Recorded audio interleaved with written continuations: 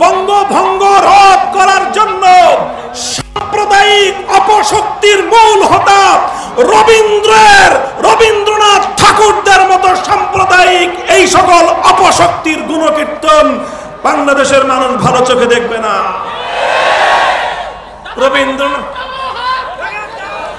রবীন্দ্রনাথ ঠাকুর সাহিত্যিক মানুষ, তার সাহিত্য পড়বেন, কবি মানুষ, তার কাব্যের অনুসরণ করবেন, কিন্তু তার বস্তা পচা সাম্প্রদায়িক মুসলিম বিদ্বেষী সেই দাদা বাবুদের খবরদারি এবং আধিপত্যের চেতনাকে যদি বাংলার মাটিতে আমদানি করার, আবার নতুন করে পুনর্জীবিত করবার পায়তারা করা হয়, একসঙ্গে বুকের রক্ত দিয়ে প্রতিহত করতে হবে। এক নম্বর কথা, 1905 সালের বঙ্গভঙ্গের সেই চেতনাকে আবার আগামীর বাংলাদেশে পুনর্জীবিত রাখতে হবে। 1947 সালে ভারতবর্ষ থেকে ব্রিটিশদেরকে বিতাড়িত করে আমাদের পূর্বপুরুষগণ এই মাটিকে স্বাধীন এবং মুক্ত করেছিল।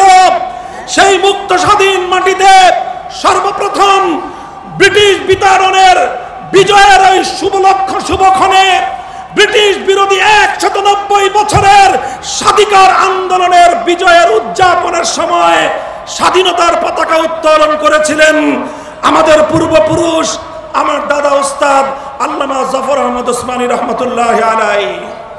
কাজেই আলেম সমাজ যেভাবে 190 বছর পর্যন্ত ব্রিটিশের বিরুদ্ধে, আধিপত্যবাদী শক্তির বিরুদ্ধে লড়াই করে যেই জাতিসত্তা গঠন করে দিয়ে গিয়েছেন, যে আমানত আমাদের কাছে রেখে গিয়েছেন পূর্বপুরুষদের পক্ষ থেকে প্রদত্ত, সেই আমানতকে রক্ষা করার জন্য জান কোরবান করতে হবে, জানের বাজি লাগাতে হবে। হ্যাঁ, প্রস্তুত থাকবো তো? 1905 সালের চেতনা উজ্জীবিত থাকবে, 1947 সাল উজ্জীবিত থাকবে, 1971 সালে জালিমের বিরুদ্ধে মজলুমের গর্জে ওঠা হাতিয়ারের চেতনাও আগামী বাংলার মাটিতে পুনর্জীবিত থাকবে, উজ্জীবিত থাকবে ইনশাআল্লাহ। 71-এর চেতনা জালিমের বিরুদ্ধে মজলুমের লড়াই, 71-এর চেতনা বৈষম্যের বিরুদ্ধে লড়াই, 71-এর চেতনা সমস্ত আম্বিয়া কেরামের আগমনের যে মৌলিক চেতনা ছিল, সেটা হলো দুনিয়া থেকে সকল জুলুম এবং বেইনসাফি, সকল বৈষম্যকে উৎখাত করে ইনসাফ কায়েম করা, সেটাই ছিল 71-এর চেতনা। কাজেই আগামীর বাংলাদেশ বিনির্মাণে অন্যতম মৌলিক বুনিয়াদ হবে 71-এর চেতনা। তবে 71-এর পরে নতুন গজিয়ে ওঠার এক চেতনার নাম 72-এর চেতনা।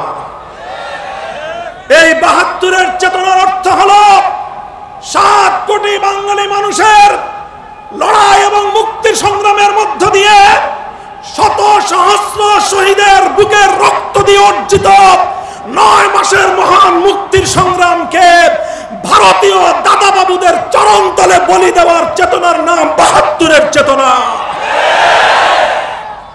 লম্বা ইতিহাস বলবো না, সেই 72-এর চেতনাকেই প্রতিনিধিত্ব করে 72-এর সংবিধান, যে সংবিধানের মাধ্যমে মুক্তিযুদ্ধকে হত্যা করা হয়েছে, যে সংবিধানের মাধ্যমে বাংলাদেশের স্বাধীনতাকে ভারতের চরণতলে বলি দেওয়া হয়েছে। আগামীর বাংলাদেশ 72-এর চেতনার মাধ্যমে 71-এর চেতনাকে হত্যা করার ষড়যন্ত্রকে প্রতিহত করবে ইনশাআল্লাহ। সুতরাং 72-এর ভারতীয় আধিপত্যবাদের চেতনা বাংলাদেশে আর চলতে দেওয়া যাবে না। কথা পরিষ্কার?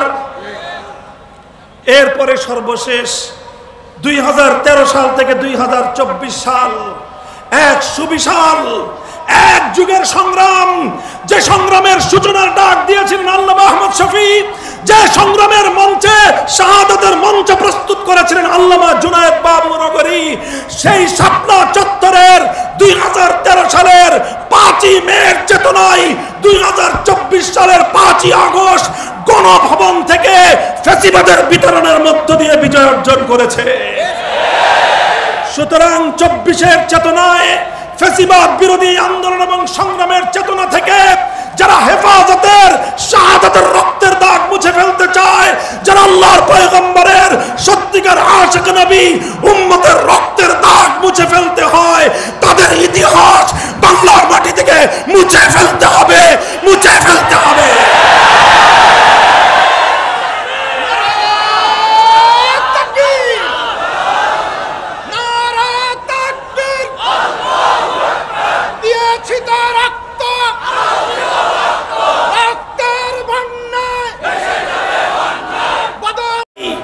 এই চারটি মাইল ফলক 1905 সালের বঙ্গভঙ্গ, 1947 সালের ব্রিটিশ বিরোধী স্বাধীনতা অর্জন, 1971 মহান মুক্তিযুদ্ধ, 2013 থেকে 24 পর্যন্ত ফ্যাসিবাদ বিরোধী আন্দোলনের এই চেতনা, এটাই হলো বিগত শত বছরের, হাজার বছরের আমাদের শ্রেষ্ঠ অর্জন। এই অর্জনকে যদি কেউ নেগলেক্ট করতে চায়, ওর জিহ্বা টিনে ছেড়ে ফেলে দিতে পারবেন আপনারা। কেউ যদি এই চারটি চেতনার যে কোনো একটার বিরুদ্ধে বাংলার